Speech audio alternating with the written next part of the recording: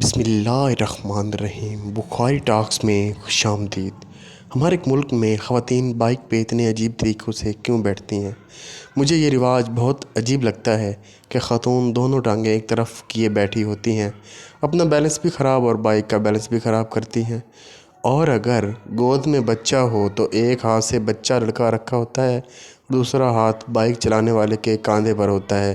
یعنی خود کو بیلنس رکھنے کے لیے اس کے لیے ضروری ہوتا ہے کہ وہ بائک چلانے والے کے کندھے کو دبائے رکھے اور پوری بائک کا بیلنس خراب کرے۔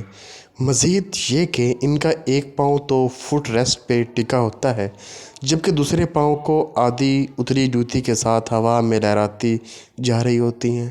پھر پردے کے لیے لپیٹی چادر یا گاؤن وغیرہ بھی اکثر پچھلے ٹائر میں پھنسا بیٹھتی ہیں اور نتیجے میں اچھا خاصا خطرناک ایکسیڈنٹ ہو جاتا ہے۔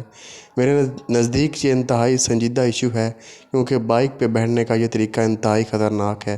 اب شرم و حیا والی کہانیاں کوئی نہ سنائے کہ مردوں کی طرح عورتیں اس وجہ سے نہیں بیٹھ سکتیں کیونکہ شرم و حیا آڑے آ جاتی ہے، کیونکہ میرے خیال میں ہمارے دین اسلام میں انتہائی قابل احترام بزرگ خواتین یا امہات المومنین جب اونٹ یا گھوڑے پہ سفر کرتی ہوں گی تو یقیناً اس طرح گھوڑے یا اونٹ کے اوپر بیٹھتی ہوں گی جس طرح بیٹھا جاتا ہے اور جس طرح اس قسم کی سواری پہ بیٹھنے کا حق ہے، نہ کہ دونوں ٹانگیں ایک طرف لٹکا کر۔ یقیناً شرم و حیا کا لحاظ ان سے بڑھ کر کسی دوسری خاتون کو نہ ہوگا۔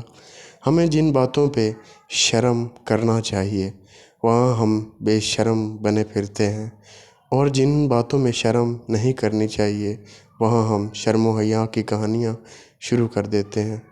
دوستو، امید ہے آپ کو آج کی یہ سٹوری پسند آئی ہوگی۔ مزید ایسی باتیں سٹوری سننے کے لیے چینل کو سبسکرائب کیجیے گا۔ شکریہ، اللہ حافظ۔